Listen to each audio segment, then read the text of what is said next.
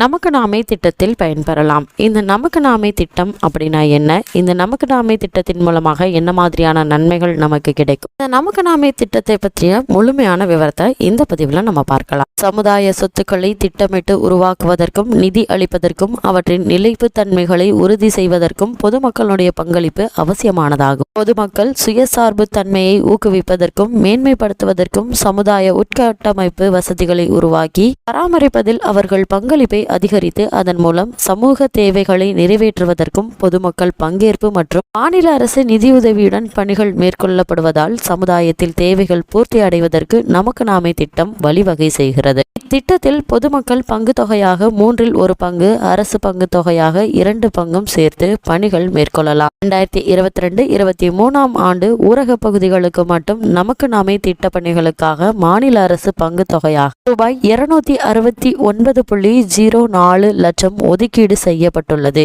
எனவே ஊரக பகுதிகளில் நமக்கு நாமே திட்டம் மூலம் தங்களுடைய குடியிருப்பு பகுதி மற்றும் கிராமங்களுக்கு தேவையான அத்தியாவசிய பணிகளை மேற்கொள்வதற்கு அனைத்து ஊராட்சி ஒன்றிய வட்டார வளர்ச்சி அலுவலர்களை தொடர்பு கொள்ளுமாறு பொதுமக்களுக்கு தெரிவிக்கப்படுகிறது. இத்தகவலை திருச்சி மாவட்ட கலெக்டர் பிரதீப் குமார் தெரிவித்துள்ளார்.